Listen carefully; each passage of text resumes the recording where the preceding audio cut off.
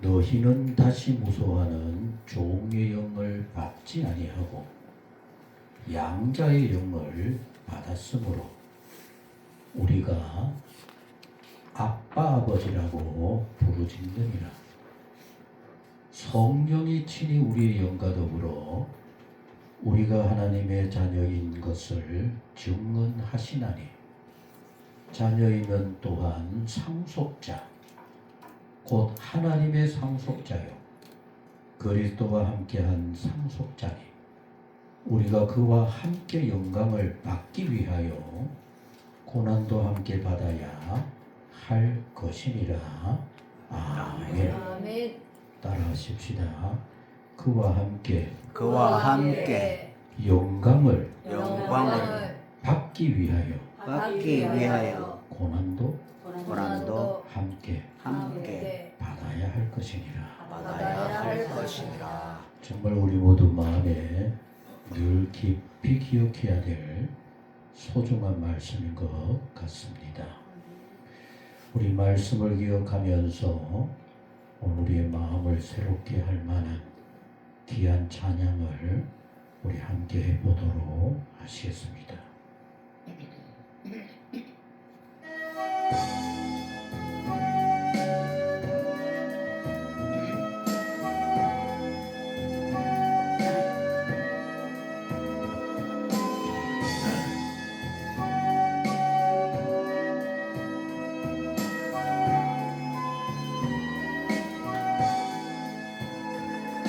주님이 홀로 가신 길 나도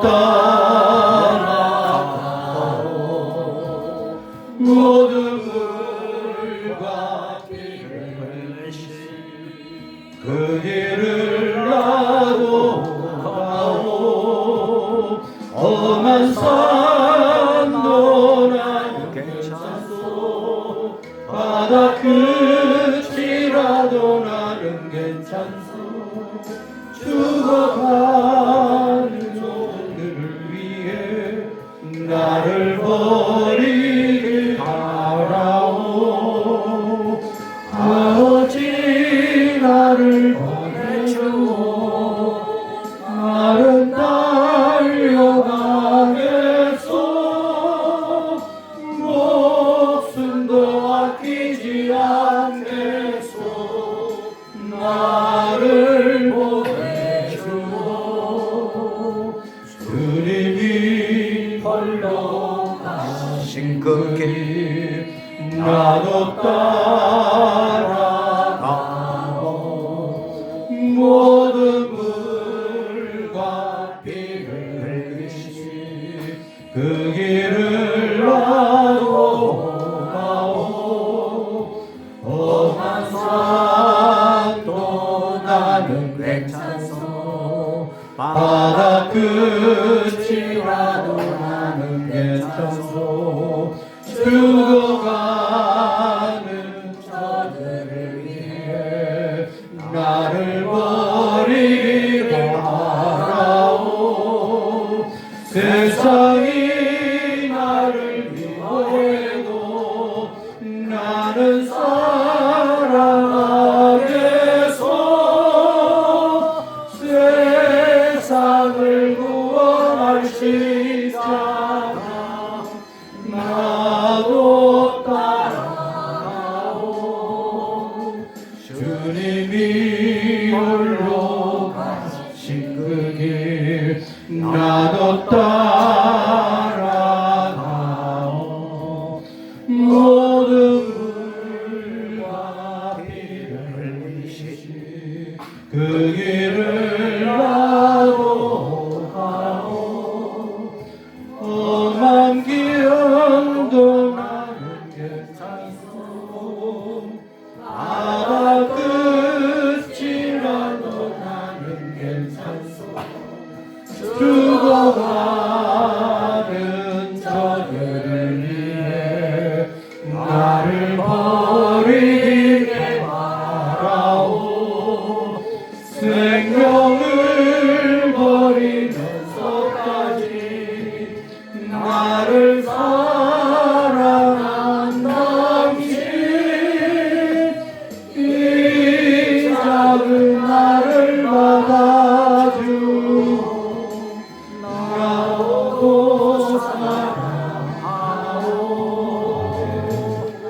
기도합니다. 우리가 이렇게 은혜롭다고 찬양을 하면서도 정말 우리가 이 길을 주님과 함께 가고 있을까요? 너무나 부끄럽고 두려운 마음으로 오늘도 주의 말씀 앞에 앉고자 합니다. 저희들을 깨우쳐 주시옵소서. 마음을 뒤흔들어 주시옵소서.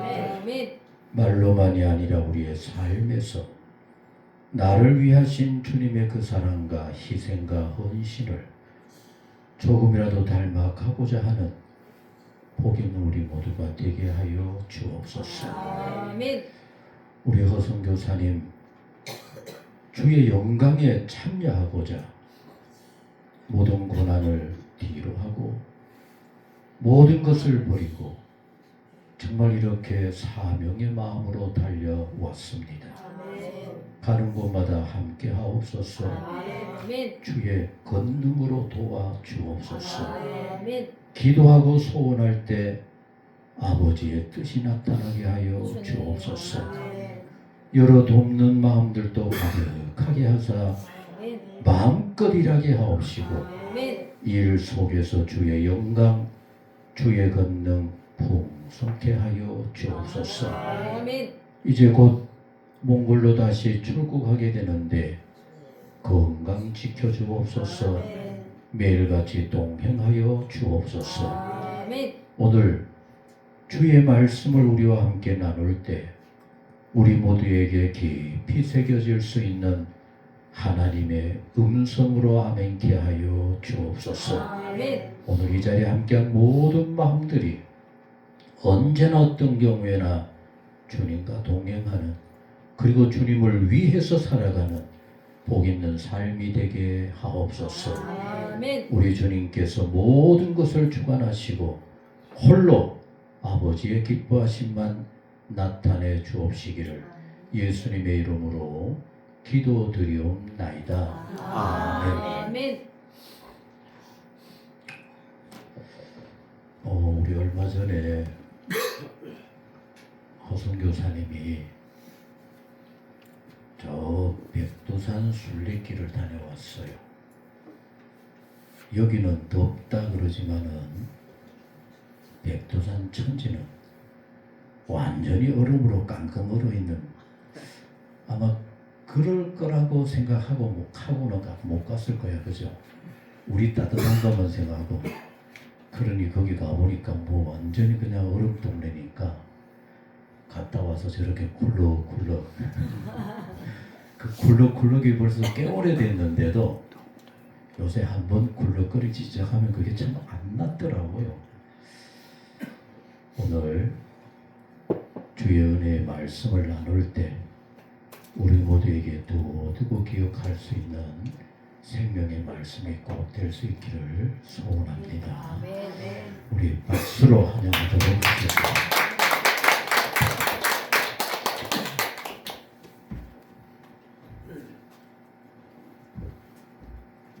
할렐루야. 반갑습니다.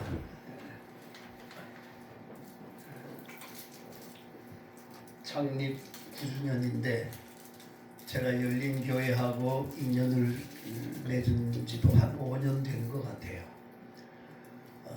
그동안에 참 베풀어 주신 저에 대한 사랑도 작지 않고 그렇게 사랑을 베푸시던 어른들도 또 하나님 나라 먼저 가신 분도 계시고 참 많은 생각들과 추억이 떠오르게 하는 그런 9주년인 것 같습니다.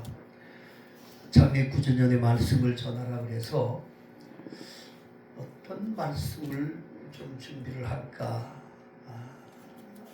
그러면서 기도하면서 생각하다가 9주년 동안 이 교회가 뭐 크게 부흥한 것도 아니고 처음의 모습 그대로 가지고 여기까지 오면서 오히려 하나님 나라로 떠난 분이 더 많은데 여기까지 함께 올 수 있었던 여러분들 그 이유가 뭘까? 이렇게 묵상을 하다가 오늘 본문을 선택을 했습니다. 뭐 특별히 어려운 본문이 아닙니다. 교회가 세워질 때에 물론 목사님께서 많이 기도하고 세우셨겠지만 그 교회를 세우게 하시는 그분이 바로 하나님이시다는 거죠. 제가 목회를 하면서 몽골에다가 첫 번 몽골에 갔다 와서 저희들이 방문했을 때에 아기를 업고 젊은 주부들 3명이 30대 주부가 3명이 그 땀 뻘뻘 흘리고 찾아와서 우리 동네에 이거 세워주세요. 교회도 아니야. 이거 세워주세요. 그 사람들이 몰몬 교도들이었는데 몰몬이 있다가 공산주의가 무너지고 그 소련에서 몰몬교 선교사들이 들어와서 활동하다가 다 철수해버리고 그들 나름대로 모이다가 교회가 없어져 버렸어요. 철수를 하고 난 다음에 그곳에 이제 저희와 연결된 선교사님이 교회를 개척해서 선교교회라고 세웠는데 그 십자가 네온 사인을 몽골에 처음 빨갛게 세우니까 신문 기자가 가다가 뭐 이런 게 있어. 그리고 그걸 신문 전면에다 갖다가 기사로 냈어요.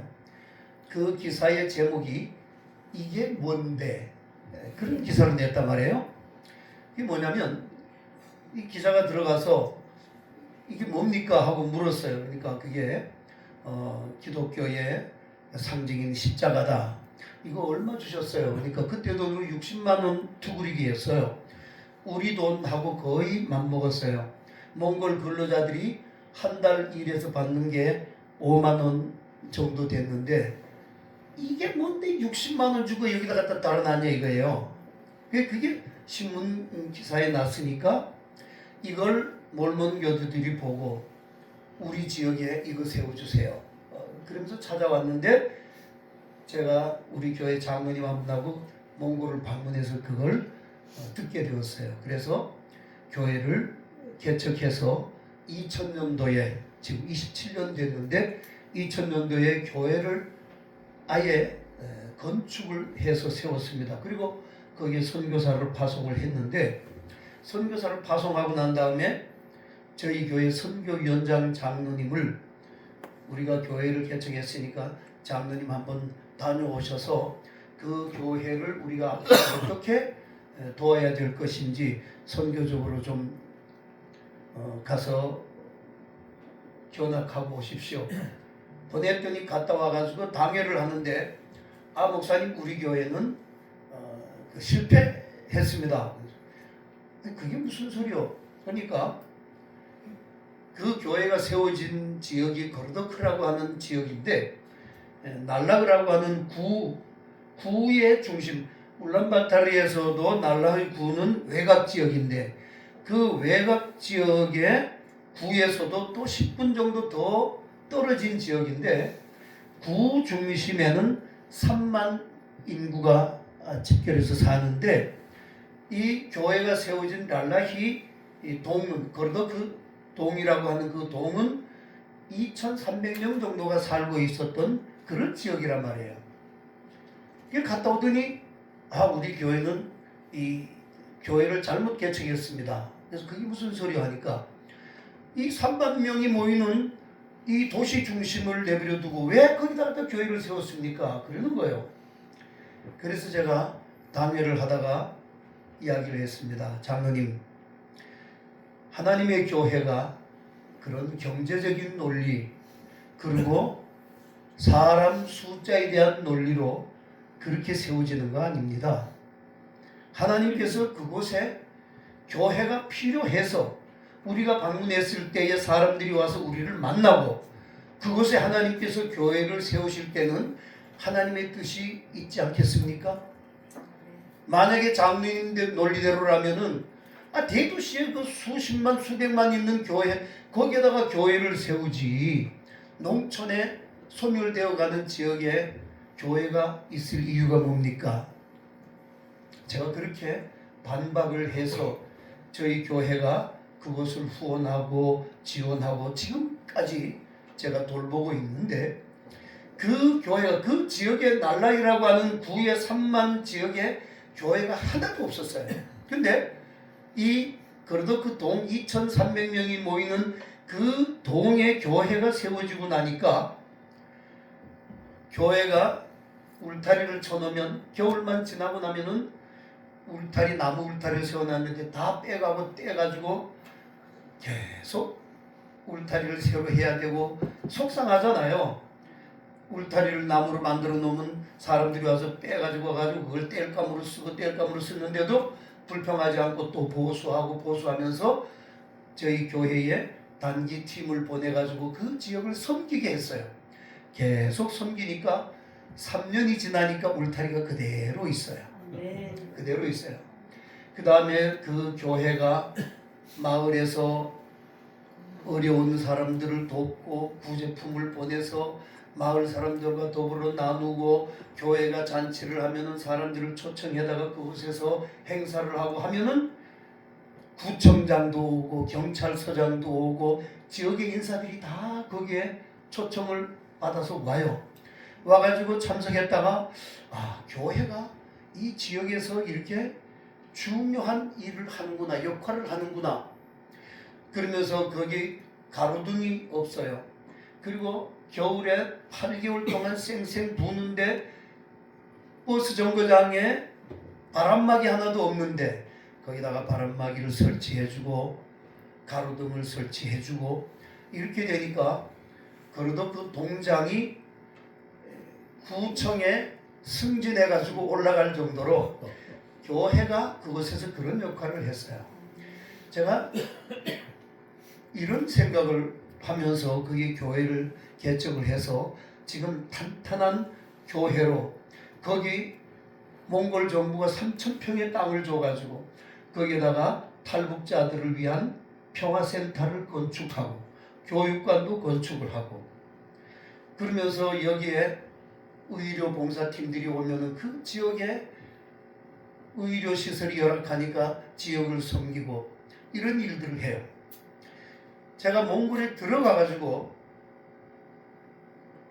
한 여자 선교사님이 저는 전혀 모르는데 어느 날 전화가 와서 만나자 그러는 거예요. 그래서 만났더니 나한테 키를 하나 주면서 목사님 제가 비자를 도저히 얻을 수도 없고 건강이 악화가 돼서 제가 교회를 개척해서 2년 동안 여기서 교회를 시작하다가 어쩔 수 없어서 제가 한국으로 철수를 하는데 6개월 이 월세를 6개월치를 미리 줬었는데 3개월이 남았습니다. 이 3개월 동안 목사님이 보시고 문을 닫아도 목사님이 닫아주시고 계속 해야 된다고 하면은 목사님이 이걸 좀 관리를 해 주십시오.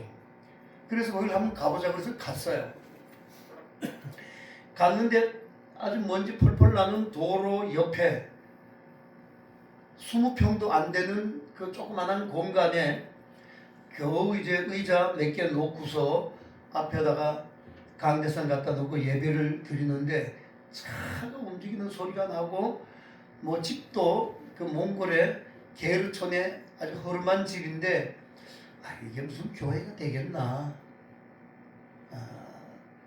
그래서 저는 이건 교회가 안 되겠다 이렇게 생각을 하고 있는데 평일날이에요. 평일날인데 교회 문이 이렇게 열렸으니까 5살 배기 조그마한 꼬마들이 둘이 지나가다가 교회 문이 열리니까 그 안으로 들어와서 목사님 하고 들어온단 말이에요. 그 아이들을 보는 그 순간에 마음에 감동이 확 오는 겁니다. 저 천하보다 귀한 영혼이 평일날에 교회 문이 열리니까 교회를 찾아듣는데 이 교회 문을 받을 때에 이걸 어떻게 할 건가? 저 영혼들이 어디로 갈 건가? 그렇게 생각하니까 내가 부끄러워지면서 가슴이 뜨거워지는 거예요. 해야 되겠다.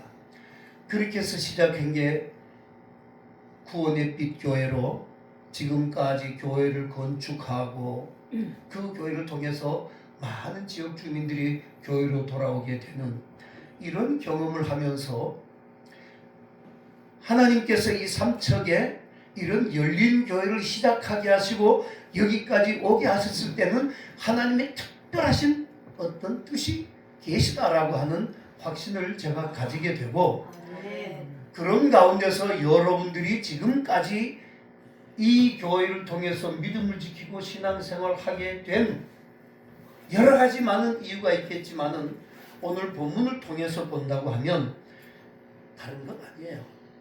하나님께서 여러분들을 오늘 본문에 보면은 여러분들을 양자로 하나님께서 입양을 하셨다는 거예요. 오늘 본문에 보면 양자의 영을 받았으므로 우리가 하나님을 아빠, 아버지를 부른다.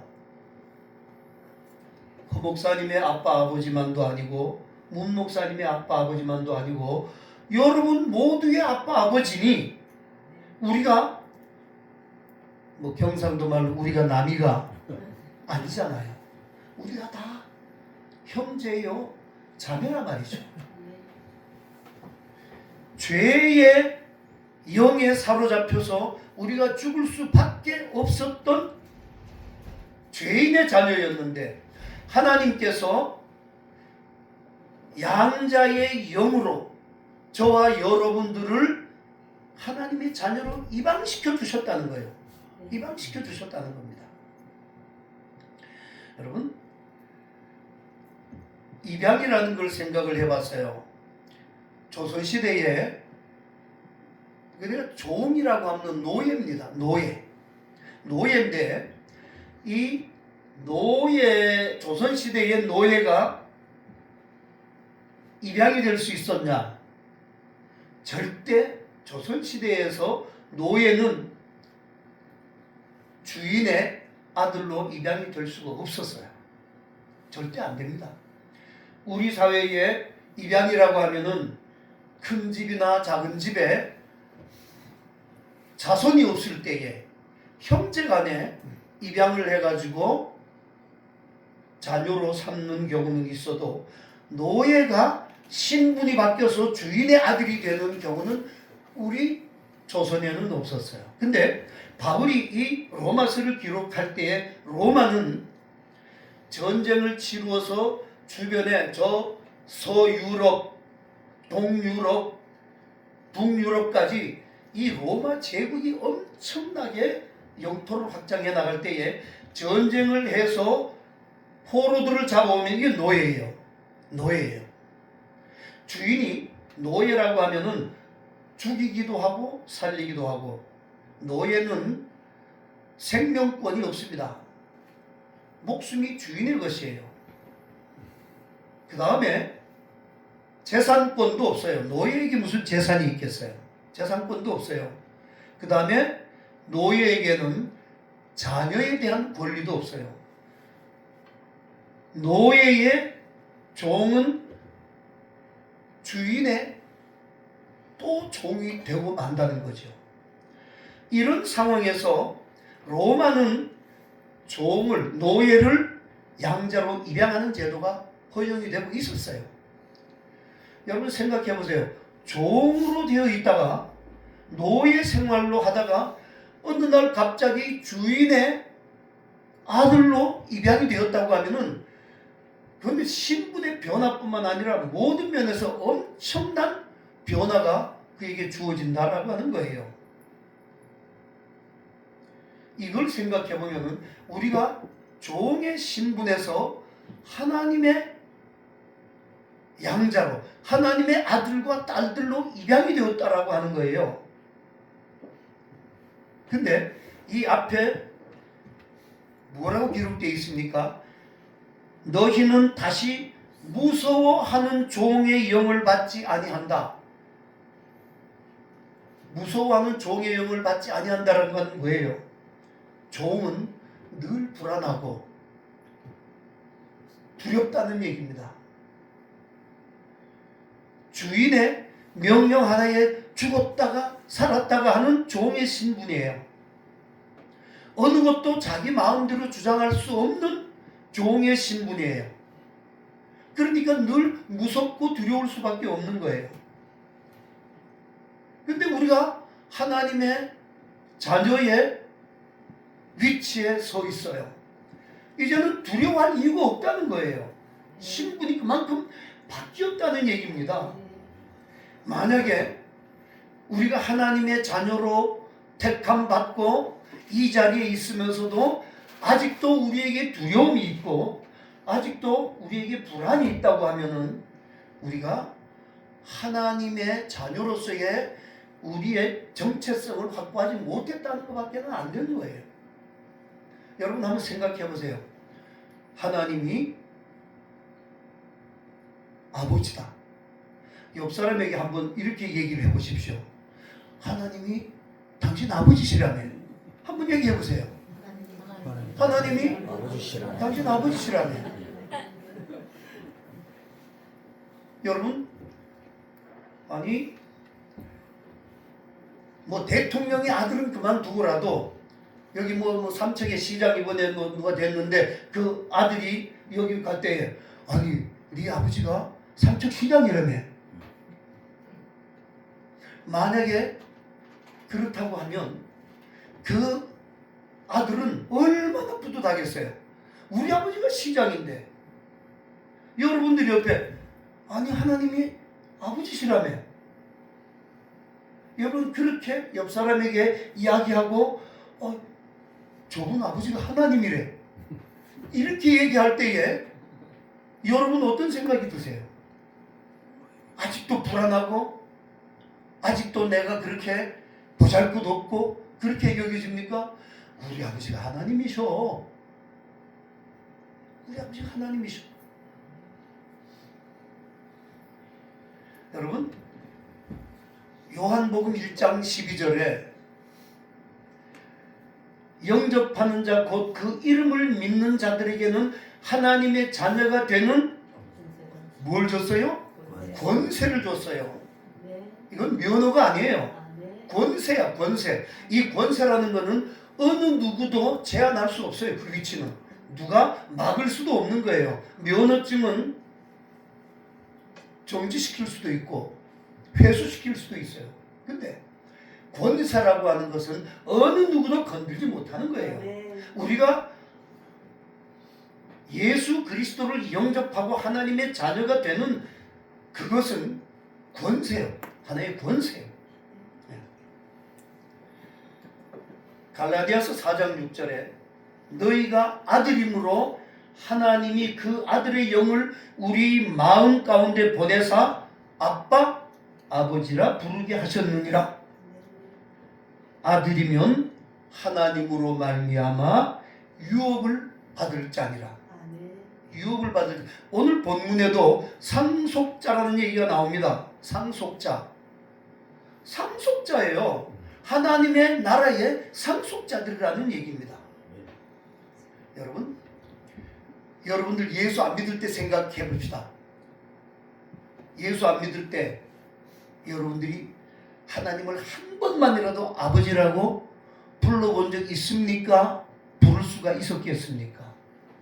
없잖아요. 절대 예수 안 믿는 자들은 하나님을 아버지라고 못 부른다는 얘기예요. 우리 자신이 예수 믿기 전에 하나님을 아버지라고 절대 못 불렀어요. 그런데 이제는 우리가 눈만 감으면 아니면 아버지, 뭐 조금만 아버지, 주여, 하나님 아버지, 우리가 그렇게 하나님을 찾잖아요. 이거는 엄청난 변화라고 하는 겁니다. 우리의 신분이 그런 신분이에요. 감격스럽고 감사할 일입니다. 왜 우리가 세상의 변화에 그렇게 벌벌 떨고 두려워하고 우리가 그렇게 초라해지고 그럴 이유가 없는 사람들인데, 그런 사람들만 모인 곳이 여기 교회입니다. 네? 형제간에, 가정에서도 형제간에 뭐 다투고 뭐 그러면은 속상하잖아요. 부모가. 하나님이 여러분들을 보실 때에, 또 여러분들이 하나님을 생각할 때에 이 안에서 무슨 시기를 해서 되겠습니까? 누구를 험담을 해서 되겠습니까? 우리가 여기까지 9년 동안 함께 할 수 있었던 것은 우리가 하나님의 자녀였기 때문에 가능한 것이고, 우리가 형제요 자매였기 때문에 가능할 수 있었다는 거예요. 아멘. 교회는 하나님의 양자들, 그 양자들로 공동체를 이룬 것이 교회라고 하는 거예요. 그러니까 이 안에는 있어야 될 건 하나밖에 없다고 생각합니다. 있어야 될 건 하나밖에 없어요. 무슨 뭐 전도해라, 선거해야죠. 전도해야죠. 뭐 봉사해라, 해야죠. 근데 이 모든 것에는 사랑이 바탕이 되지 않으면 이 공동체 안에서는 아무 의미 없어요. 여러분, 구약에도 사랑을 강조했어요. 신약에도 사랑을 강조했어요. 한 율법사가 주님 앞에 나와서 묻습니다. 선생님, 가장 첫째 되고 큰 계명이 뭡니까? 가장 크고 첫째 되는 계명이 뭡니까? 마태복음 22장 39절에 예수님께 나와서 그렇게 물어요. 그러니까 예수님이 하시는 말씀이 뭐라 그래요? 내 마음과 마음을 다하고 목숨을 다하고 뜻을 다하여 주 너희 하나님을 사랑하라. 둘째도 이와 같으니, 그 다음 뭐라 그랬어요? 내 이웃을 내 몸처럼 사랑해라. 이게 구약의 사랑입니다. 가장 크고 첫째 되는 계명이에요. 그런데요, 요한복음 14장 34절 35절에 가면 예수님께서 말씀하십니다. 사랑을 얘기하시는데, 새 계명을 너희에게 주노니, 구약에서는 하나님을 마음을 다하고 목숨을 다하고 뜻을 다해서 사랑하고 내 이웃을 내 몸처럼 사랑하는 건데, 새 계명을 우리에게 주신 주님은 새 계명을 너희에게 주노니 서로 사랑하라 그래놓고 그 다음에 뭐라 그랬어요? 내가 너희를 사랑한 것 같이 사랑하라. 이게 다른 거예요. 내가 너희를 사랑한 거죠. 우리 주님이 우리를 어떻게 사랑하셨어요? 십자가에 자신의 목숨을 주시기까지 우리를 사랑하셨다는 거예요. 이게 주님의 사랑이에요. 예. 이 사랑으로 교회가 사랑의 공동체로 묶어지는 것이지. 여러분, 우리가 교회가 강조하는 여러 가지들이 있어요. 헌신도 있고 봉사도 있고 섬김도 있고 뭐 많은 교회가 강조하는 것이 있습니다.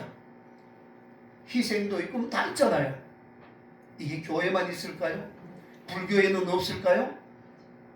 이슬람 교회는 없을까요? 모든 종교에 다 있어요. 전도도 있고 봉사도 있고 섬김도 있고 희생도 있고 다 있습니다. 일반적인 거예요. 그런데 그 종교에 없는 게 하나 있어요. 뭐가 없어요? 내가 너희를 위하여 목숨을 준 것 같은 사랑, 이거는 없어요. 그게 없어요. 이게 기독교와 다른 종교의 차이입니다. 오늘의 교회가 유일하게 가지고 있는 것은 이 주님이 우리를 위해서 십자가에 내어주신 이 사랑, 이걸로 우리가 형제가 되고 자매가 되었기 때문에 이 사랑을 빼놓으면 교회는 의미가 없고 존재 자체가 없는 거예요. 이 세 계명을 우리에게 주셨단 말이죠. 그래서 교회는 하나님의 자녀로 부름을 받고 하나님의 나라를 유업으로 받을 자들이고 상속자로. 근데 아까 우리 목사님께서 강조해서 읽으신 게 있어요. 여러분, 우리가 사랑을 위해서 애쓰고 노력할 때에 영광만 있는 것이 아니다라고 하는 거예요. 이 영광의 자리에 이르기까지는 고난이 반드시 있다는 겁니다. 사랑을 하되 거기에 고난이 있어요. 주님이 우리에게 사랑을 주시기 위해서 받으신 그 고난을 우리가 생각하면서 사랑을 해야 된다는 거예요. 고난 없는 영광은 없는 거예요.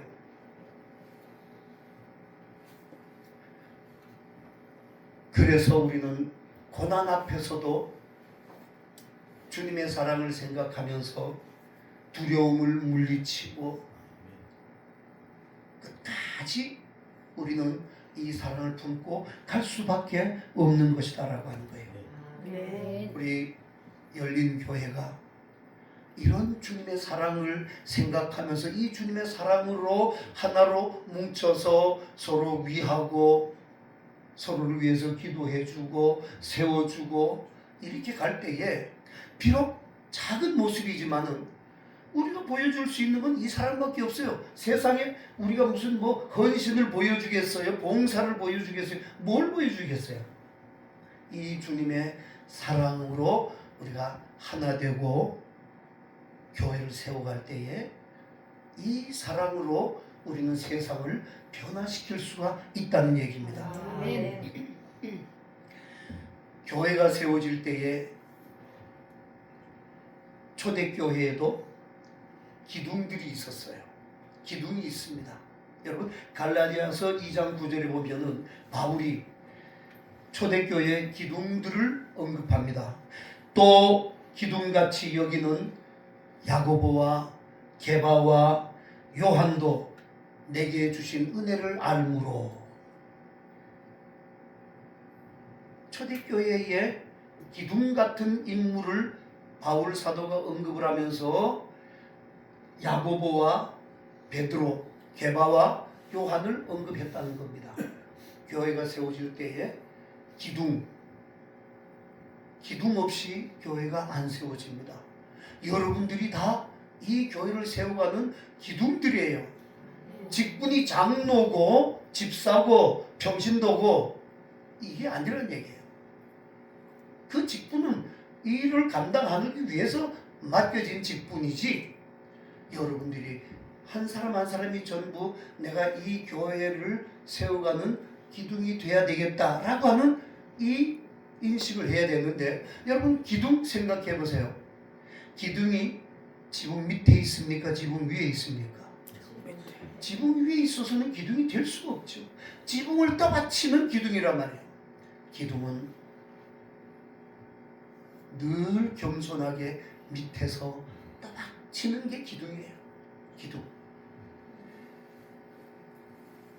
이 교회를 위해서 여러분들이 늘 겸손하게 이 교회를 떠받치는 기둥이 되어야 되겠다라고 하는 이런 생각을 가져주시고, 그 다음에 기둥은 혼자 서 있는 기둥 봤어요? 혼자 서 있는 기둥 없어요. 혼자 서 있는 기둥 없습니다.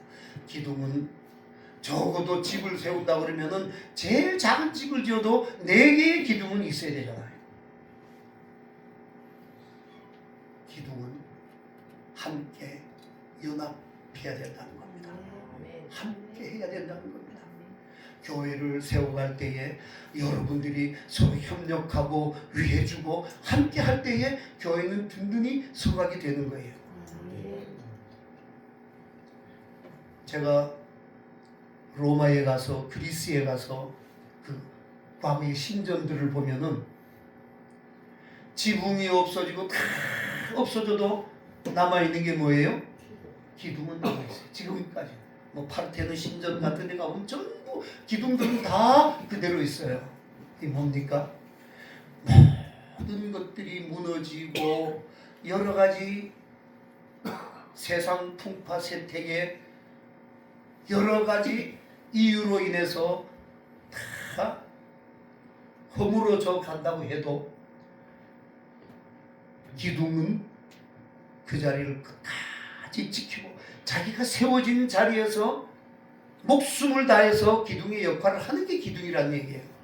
여러분, 이 열린 교회의 기둥들로 하나님은 여러분들을 부르시고 세워가실 때에 세상에 풍파가 어떻든 간에 어떤 시련과 어떤 어려움이 몰려들든 간에 믿음으로 이 기둥의 자리를 굳건하게 지키고 갈 때에 하나님이 영광 받으신다는 겁니다. 아멘. 이런 마음으로 교회를 섬기시고 9년이 아니라 앞으로 90년을 향해서 나아가는 이 교회를 위해서 여러분들이 그런 기초를 닦아가는 그런 여러분들이 될 수 있기를 주님의 이름으로 축원합니다. 아멘. 기도하십시다.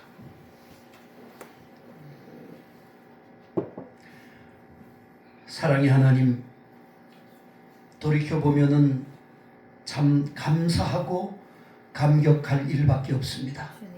죽을 수밖에 없는 저희들을 하나님께서 예수 그리스도의 십자가의 보혈로 피로 값주고 사셔서 양자로 삼아주시고 하나님을 아빠 아버지라고 부를 수 있는 이 자리에 저희들을 불러 모아 주셨습니다.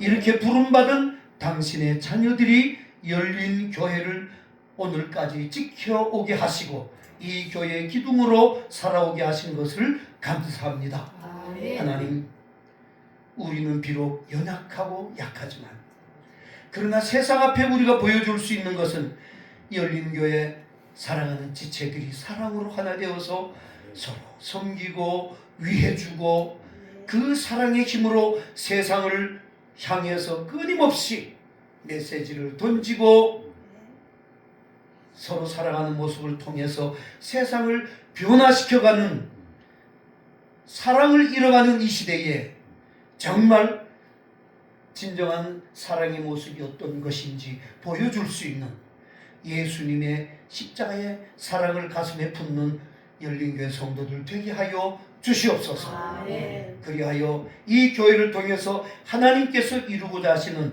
귀한 뜻을 이루어가는 아름답고 복된 열린 재단 되게 하여 주시옵소서. 아멘. 담임 목사님을 중심으로 온 교회가 서로 위해주고 기도하며 열린 교회를 든든히 더욱 세워져가는, 그래서 주의 종에게는 긍지가 되고 힘이 되고, 그래서 이 교회가 많은 이들이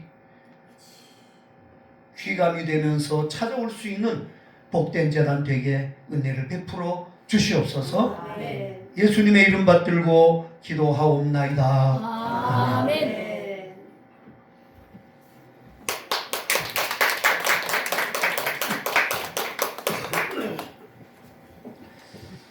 말씀을 기억하면서 우리 450장 찬송 우리 이렇게 섬기기를 원합니다 하는 마음을 담아 같이 하도록 하시겠습니다. 내 평생 소리 높은 주의 일하다가 이 세상이 변하는 날 주 앞에 가리라.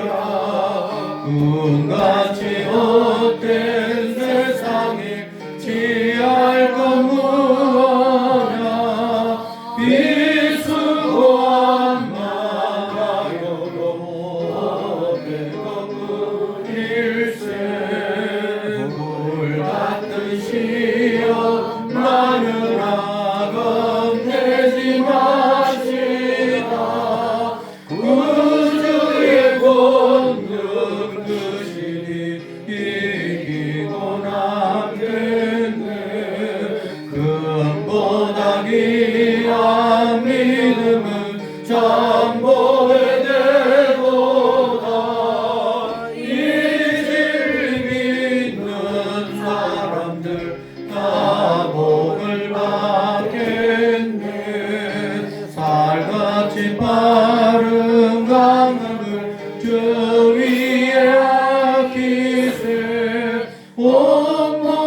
사망을 가지고 빈소소리 하세. 아멘. 예수 그리스도 이름으로 이 모든 예물을 하나님께 바칩니다. 기도하시겠습니다. 참 좋으신 아버지 하나님, 아무리 돌아보아도 양자 될 만한 그 어떤 조건도 없습니다.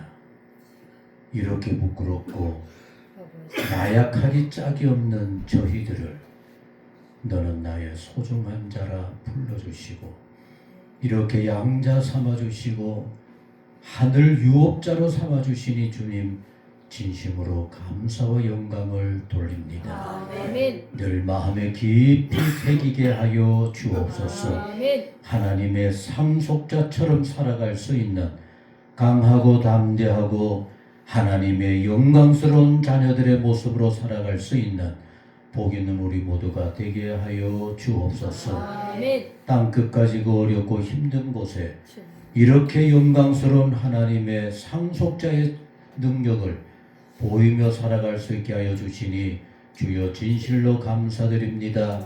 아멘. 이제 허성 교사님의 가는 모든 곳에 아멘. 하나님의 건세, 하나님의 도우심, 하나님의 자랑스러움으로 함께 하시고 역사하여 주옵소서. 아멘. 오늘 정성스러운 예물을 아버지 앞에 바칩니다. 주님 감사드립니다.